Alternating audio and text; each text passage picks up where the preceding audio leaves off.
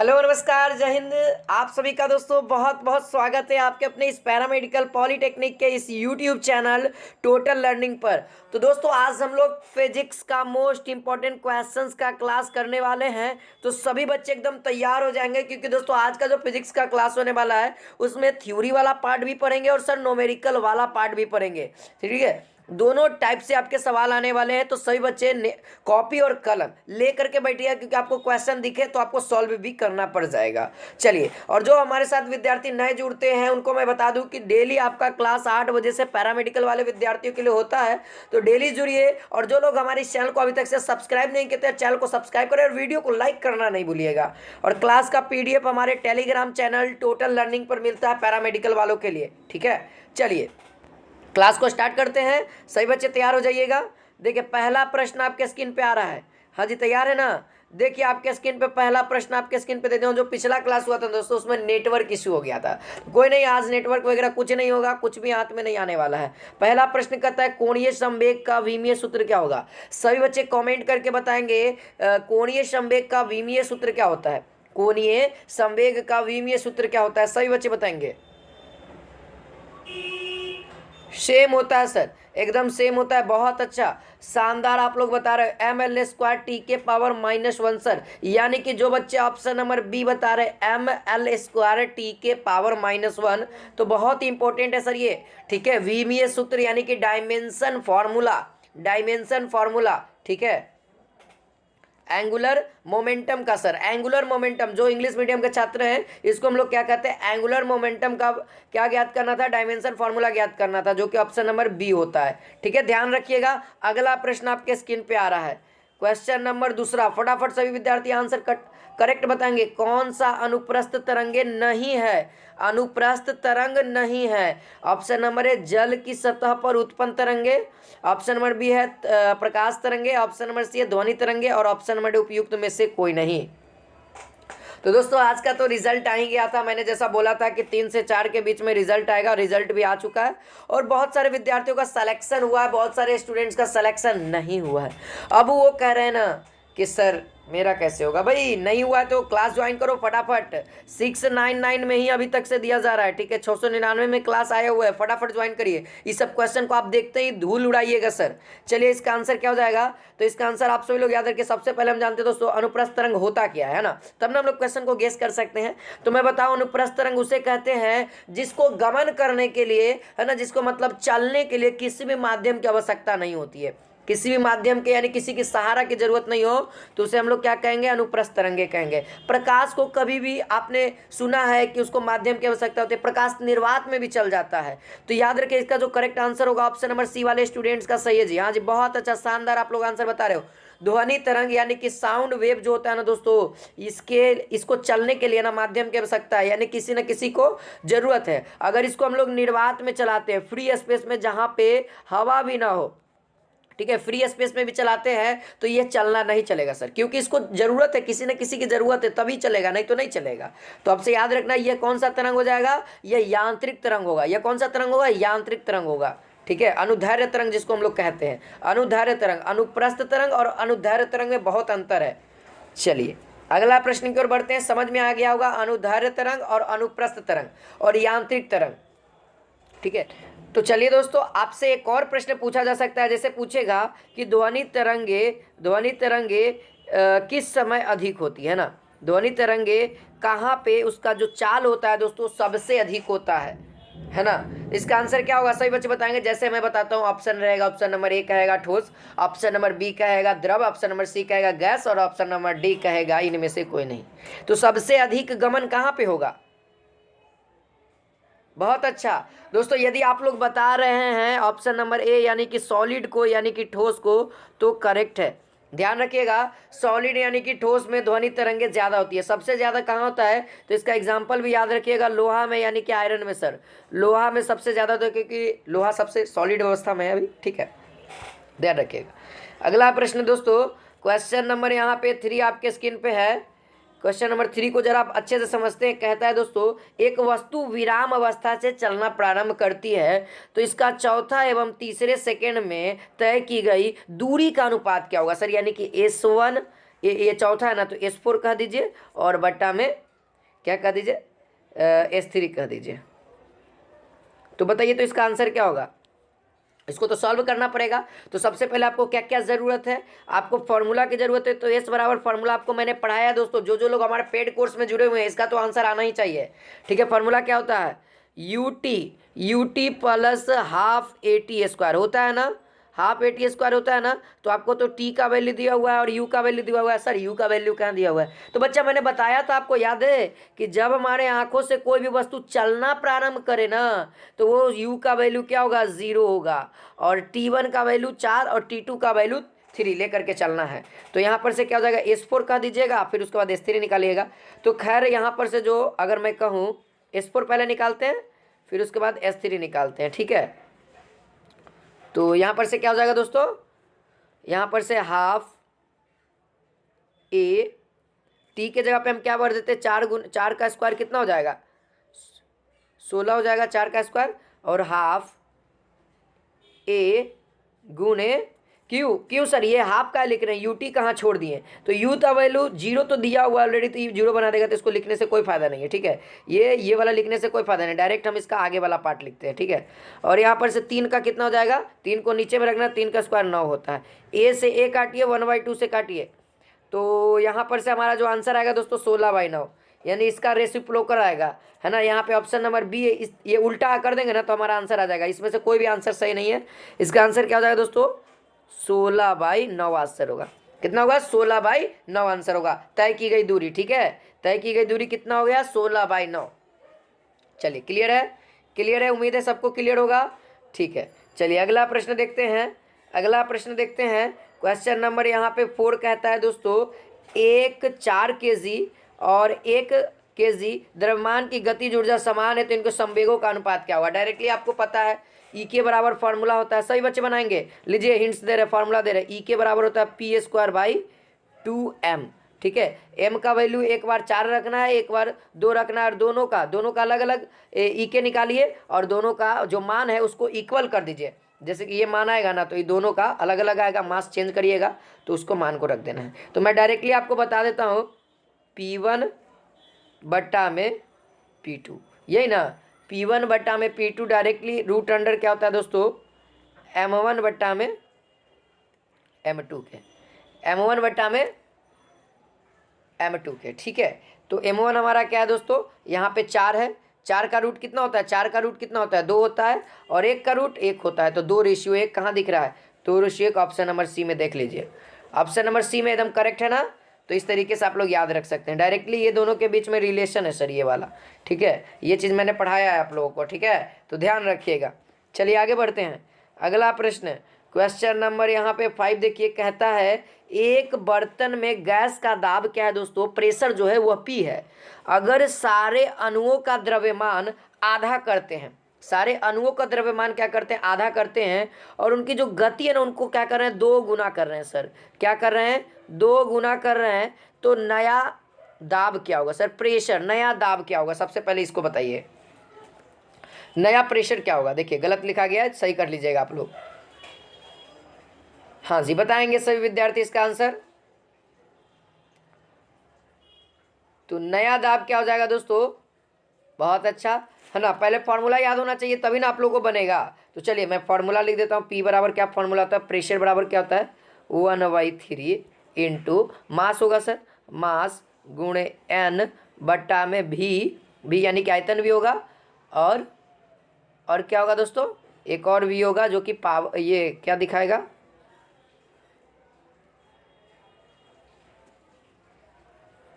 ये हमारा प्रेशर के बाद वाला लिक्विड होगा। ठीक है, होल स्क्वायर है। तो अब क्या कर रहा है, मास को आधा करेंगे, चलिए मास को आधा करते हैं, तो ये तो P भी आधा हो गया सर, P भी आधा हो गया, डायरेक्टली हम करते हैं, और दुगना यानी कि गति को दुगना कर रहे हैं ना, गति यानी कि वेलोसिटी, वेलोसिटी किधर है भाई, ये हमारा वेलोसिटी है ना, ये हमारा आयतन है सर, ये हमारा आयतन है, ये हमारा वेलोसिटी है, तो वेलोसिटी को 2 गुना कर रहे हैं, तो यहाँ पर से 2 गुना करेंगे तो ये क्या हो जाएगा, स्क्वायर है माथा पे तो 4 कर देगा, तो यानी कि यहाँ पर से कैलकुलेशन लाए सर, 2P दाब होगा, डायरेक्टली हम बता रहे हैं 2P होगा। देखिए इस तरीके से कैलकुलेट करिए, द्रव्यमान में आधा किया गया, ये देखिए यहाँ पर से जो फॉर्मूले से हम लोग क्या करते हैं, डायरेक्टली M के हो गया, और यहाँ से जो डायरेक्टली प्रोपोर्शनल हो जाएगा वह क्या हो जाएगा, v के होल स्क्वायर के। अब इसको क्या किया जा रहा है दोस्तों, p का वैल्यू क्या किया जा रहा है, आधा किया जा रहा है, यानी कि जो p होगा वह 1/2 हो जाएगा। मास को द्रव्यमान को आधा करेंगे तो 1/2 हो जाएगा। और इधर से क्या होगा, इसको दुगना किया जा रहा है ना, तो यहाँ पर से क्या हो जाएगा, p का वैल्यू कितना हो जाएगा, 4 हो जाएगा। अब इन दोनों को डिवाइड कर दीजिए ना, यहाँ पर से कितना बार में 2, तो p का वैल्यू जो ओरिजिनल आएगा वो 2p आएगा। तो डायरेक्टली आप लोग ऑप्शन नंबर बी इस तरीके से टिक कर सकते हैं। ठीक है, समझते चलिए बहुत ही अच्छे तरीके से। फिजिक्स का क्लास मेरा होता है सर, फिजिक्स का क्लास करना है ना, इस सब क्वेश्चन को बनाना है ना, तो तुरंत समझ जाइएगा। तो ज्वाइन करिए अभी जा करके, ठीक है। अगर ज़्यादा दिक्कत होता है ज्वाइन करिए, अगर सेल्फ स्टडी हो जा रहा है तो कोई दिक्कत नहीं है। चलिए क्वेश्चन नंबर 6 है, दो ध्वनि तरंगों का अंतर 60 डिग्री है ना। कलांतर कितना है सर, 60 डिग्री है। तो इनका पथांतर क्या होगा, देखिए पथांतर होना चाहिए था, पथांतर लिख लीजिएगा आप लोग। पथांतर क्या होगा, 2 लेमडा या λ/2 या फिर λ/3 या फिर λ/4। फटाफट बताएंगे, बताइए जल्दी से आंसर। देखिए सबसे पहले पथांतर बराबर फॉर्मूला याद होना चाहिए तभी बनेगा। तो पथांतर बराबर हम डायरेक्टली इसको कह दें, पथांतर बराबर डायरेक्टली फॉर्मूला बता रहे हैं, यहाँ पर से क्या बता रहे हैं तो याद रखिएगा, λ/, रुक जाइएगा, देखिए λ/, क्या हो जाएगा दोस्तों, 2 इंटू कलांतर, यानी कलांतर को हम 5 मान लेते हैं। 5 का वैल्यू क्या है सर, 60 डिग्री। 60 डिग्री को अगर मैं π/3 लिख सकता हूँ, π/3 लिख सकता हूँ। 60 डिग्री को आप लोगों ने पढ़ा होगा सर ये सब चीज़ें। तो अगर मैं 5 के जगह पे अगर मैं लिखूँ, क्या लिखूँ π/3, तो यहाँ से पाई से पाई खत्म, तो ऊपर में बचा सर लेमडा और नीचे में ये दोनों बचा, तो 3 दूना का 6, 3 दूना का 6, तो ऑप्शन नंबर डी हमारा करेक्ट हो जाएगा। ठीक है, ऑप्शन नंबर डी करेक्ट होगा। जो बच्चे ऑप्शन नंबर डी बता रहे थे उन सभी विद्यार्थियों का सही है सर। अगला प्रश्न की ओर बढ़ते हैं। फिजिक्स का यही सब क्वेश्चंस आपके एग्जाम में पूछा जाता है। देखिए क्वेश्चन नंबर 7 आप लोग करके बताइए, तो बहुत ही आसान है, नॉर्मल सा सवाल है। किसकी न्यूनतम तरंग दैर्ध्य होती है, तरंग दैर्ध्य न्यूनतम कह रहा है, मैक्सिमम नहीं, न्यूनतम यानी कम, है ना। गामा, अवरक्त, परावैगनी या एक्स किरणें। बहुत शानदार आप लोग बता रहे हैं, इसी तरीके से बताइए। गामा किरण की जो तरंग दैर्ध्य होती है ना सर, वह सबसे मिनिमम होता है, सबसे मिनिमम होता है। तो ध्यान रखना है, गामा तरंग की सबसे मिनिमम होता है। ठीक है, चलिए, है ना। और ये न्यूट्रल होता है ना, गामा किरण क्या होता है, न्यूट्रल होता है। बाकी जो अल्फा किरण होती है यह क्या होती है, यह पॉजिटिव होती है। बीटा किरण नेगेटिव होती है ना, क्योंकि इलेक्ट्रॉन का बना होता है, यह प्रोटॉन का बना होता है, तो इसीलिए। ठीक है, ध्यान रखिएगा। चलिए अगला प्रश्न, अगला प्रश्न दोस्तों क्वेश्चन नंबर यहाँ पे 8 कहता है, लाजवाब सा क्वेश्चन है, आपके एग्जाम में ये क्वेश्चन पूछा जा सकता है। एक कृष्णिका, है ना, एक कृष्णिका का तापमान कितना, 2000 केल्विन है, जिस पर अधिकतम तरंग दैर्ध्य λm है। तापमान 3000 केल्विन पर अधिकतम तरंग दैर्ध्य का मान क्या होगा, यानी कि इसका कितना गुना होगा, λm का कितना गुना होगा। 2000 पे λm होता है, अगर 3000 कर देते हैं तब कितना होगा, तब कितना होगा। तो सिंपल सा सवाल है सर, इसको बहुत ही आसान तरीके से कर सकते हैं। देखिए बताइए, टेम्परेचर कितना है, 2000 पर कितना होता है, λm होता है। एक केल्विन पर कितना हो जाएगा, λm/2000 हो जाएगा। अब हमको कितना पे ज्ञात करना है, 3000, तो 3000 पे चलिए गुना कर देंगे 3000 से, तो ये से ये खत्म हो जाएगा, 3 0 से 3 0 खत्म कर दीजिए, 2 आ जाएगा ऊपर में, और नीचे में क्या दो कहाँ से, हाँ सॉरी 3 ऊपर में आ जाएगा और नीचे में 2 आ जाएगा। ठीक है, तो 3000 पे कितना हो जाएगा, देखिए λm/2000 गुणे क्या कर देंगे, हमको 3000 पे ज्ञात करना है, तो 3000 से गुना करते हैं। एक एक नियम पढ़े ना सर मैथमेटिक्स में, ये केल्विन, तो ये देखिए ये और ये केल्विन, केल्विन खत्म, 3 0 से 3 0 खत्म, बचा क्या 3/2, और क्या है λm है सर। तो 3/2 ऑप्शन नंबर ए में दिख रहा है ना, कितना आसान था सर, कितना आसान था। बहुत सारा बच्चा एक में दिमाग पूरा हार मान जाए कि नहीं बनेगा, कैसे नहीं बनेगा, इतना आसान क्वेश्चन था, देख लिए ना, आ गया ना। ठीक है, चलिए अगला प्रश्न की ओर बढ़ते हैं। बताइएगा क्वेश्चन नंबर 9 आपके स्क्रीन पे है, कहता है एक संधारित्र में संचित ऊर्जा का मान क्या होता है। यानी कि दोस्तों फार्मूला बताइए संचित ऊर्जा का, एक संधारित्र में संचित ऊर्जा का फार्मूला सभी बच्चे बताएंगे। ये सब क्वेश्चंस आपको याद होने चाहिए, ये सब सिंपल सा 12th के लेवल का प्रश्न था, है ना। हाँ जी, ऑप्शन नंबर ए विद्यार्थियों का सही है। जो जो ऑप्शन नंबर ए बता रहे हैं, क्या होता है दोस्तों, इसका जो जनरल फॉर्मूला होता है हाफ इंटू क्यू इंटू भी, है ना, आवेश गुने विभव, ठीक है। ये होता है संचित ऊर्जा का फॉर्मूला। क्या होता है? संचित ऊर्जा का फॉर्मूला होता है, ठीक है। चलिए अगला प्रश्न की ओर बढ़ते हैं, अगला प्रश्न की ओर बढ़ते हैं। चलिए क्वेश्चन नंबर यहाँ पे 10 देखिए, क्वेश्चन नंबर यहाँ पे 10 की ओर बढ़िए।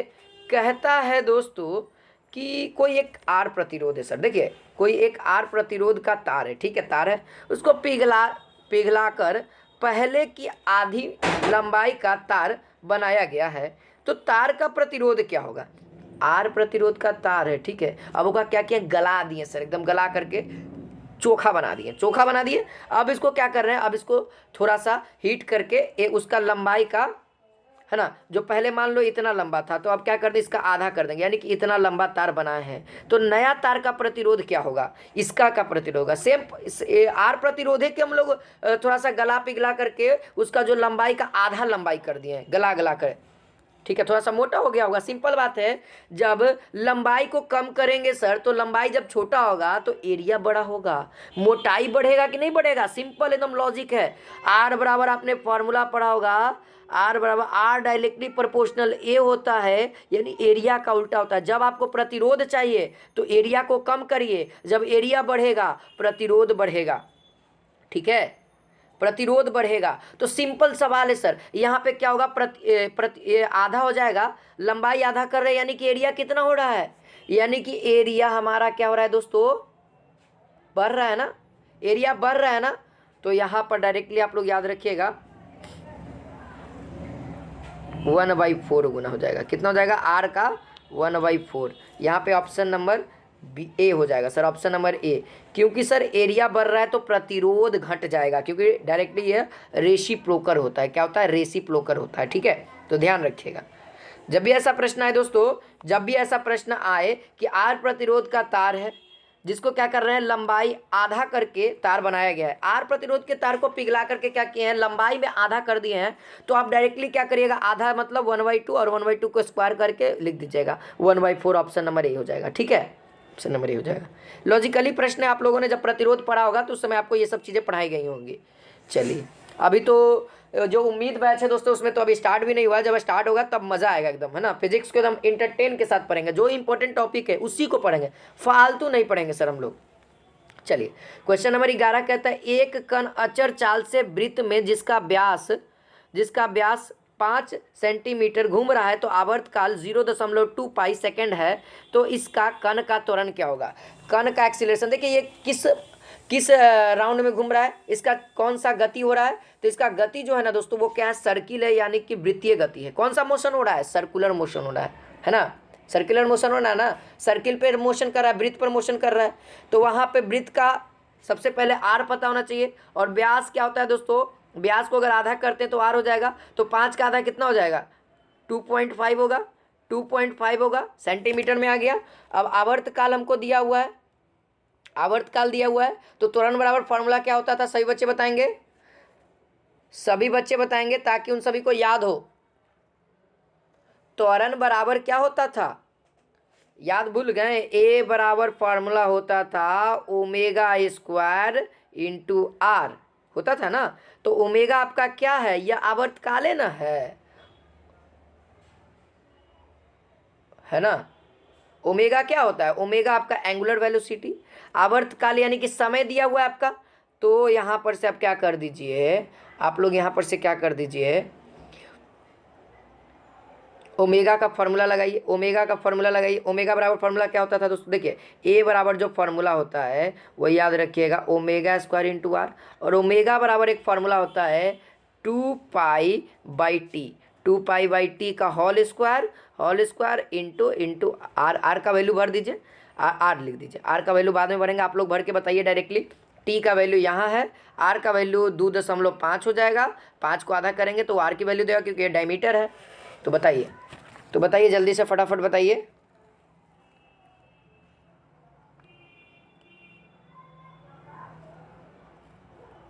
अर्ध व्यास है ना जी, देखिए क्वेश्चन में यहाँ पे थोड़ा सा दिक्कत है, जिसका अर्ध व्यास, और का मतलब होता है यहाँ पे अर्ध लिखा गया है, टाइपिंग बहुत ज़्यादा मिस्टेक कर दिया गया है, थोड़ा सा गलत यानी कि पूरा गलत है ना। तो ध्यान रखना यहाँ पे क्या है दोस्तों, अर्ध व्यास है, यानी कि यही रेडियस है आपका, रेडियस का वैल्यू अब आधा नहीं करना, अर्ध व्यास है, हमने क्वेश्चन देखा यहाँ पे अर्ध व्यास है, ठीक है। तो रेडियस का वैल्यू 5 ही रखना है, तो अब तो आसानी से हो जाएगा। यहाँ पर से कितना हो जाएगा, 0.2 को पॉइंट में हटाएंगे तो एगो 2 से एगो 2 खत्म हो जाएगा, यहाँ पाई से पाई भी खत्म हो जाएगा ना। तो बचेगा क्या, केवल और केवल एगो 2 बचेगा, केवल 10 बचेगा, 10 का स्क्वायर कितना हो जाएगा, 100 हो जाएगा। और इधर सेंटीमीटर में है तो इसको मीटर में कन्वर्ट करेंगे तो ये भी 5/100 बचेगा। देखिए यहाँ पे कर देता हूँ 2 पाई बट्टा में कितना हो जाएगा, 2/10 पाई, पाई से पाई काटिए, 2 से 2 काटिए, यहाँ से माथा पे स्क्वायर करिए और यहाँ पे सेंटीमीटर में इसको मीटर में कन्वर्ट करके लिखेंगे 100, ठीक है। 100 करेंगे तो यहाँ पर से देखिए ये स्क्वायर और ये भी कैंसिल कर दीजिए, क्या बचेगा दोस्तों, 5 मीटर पर स्क्वायर, 5 मीटर पर सेकेंड स्क्वायर। यहाँ पे ऑप्शन नंबर सी हो जाए, क्या बचा, केवल 5 ही तो बचा ना, ठीक है। उम्मीद है समझ में आ गया होगा। चलिए फॉर्मूला याद रखिएगा तब आ जाएगा। क्वेश्चन नंबर 12 कहता है 20 मीटर पर सेकंड के प्रारंभिक वेग से एक मिसाइल को अधिकतम दूरी तक प्रक्षेपित की जाती है, ठीक है, प्रतीत होती है। तो यदि जी का मान 10 मीटर पर सेकंड स्क्वायर ले तो मिसाइल प्रक्षेपित दूरी होगी। यानी कि दोस्तों एक मिसाइल है, ठीक है, प्रारंभिक वेग उसका क्या है दोस्तों, यू की वैल्यू क्या है आपके सामने है, 20 मीटर पर सेकेंड है। कितना, यू की वैल्यू 20 मीटर पर सेकेंड है, क्योंकि प्रारंभिक वेग हमारे पास दे दिया है। अब कहता है अधिकतम दूरी जाता है, अधिकतम दूरी मतलब अब साइन थीटा का वैल्यू हमको कितना लेना है सर, 1 लेना है। साइन थीटा का वैल्यू 1 लेना है तो कितना दूरी जाएगा, यानी आपसे रेंज पूछा है तो आर मैक्स अधिकतम ना है। तो मैंने आप सभी को बताया था ना दोस्तों, आर मैक्स का फॉर्मूला बहुत ही सिंपल था। आर मैक्स का फॉर्मूला क्या था, यू स्क्वायर बाई जी था, यू स्क्वायर बाई जी था ना। तो यू का स्क्वायर करिए कितना हो जाएगा, 200 का स्क्वायर 400, और 400 बट्टा में 10 करिएगा, 1 0 से 1 0 खत्म, कितना बचेगा जी, 40 बचेगा ना। 40 मीटर तक वह जाएगा, और का मिसाइल कितना दूर तक जाएगा, 40 मीटर तक जाएगा। सिंपल सा फॉर्मूला है, ठीक है। चलिए आगे बढ़िए, बस आज इतना ही क्वेश्चन था दोस्तों, जो कि मैंने पिछला क्लास में कराने की कोशिश की थी, लेकिन नेटवर्क बाबा जी खराब हो गए थे। तो आज मैंने करा दिया है। उम्मीद है सभी न्यूमेरिकल क्वेश्चंस को आपने देखा होगा और अच्छा लगा होगा क्लास, तो लाइक कर देना, शेयर कर देना और चैनल से जुड़ जाना टोटल लर्निंग के, सब्सक्राइब करके और टेलीग्राम पे ज्वाइन करके, ठीक है। तो मिलते हैं नेक्स्ट क्लास में। जय हिंद, जय भारत, वंदे मातरम।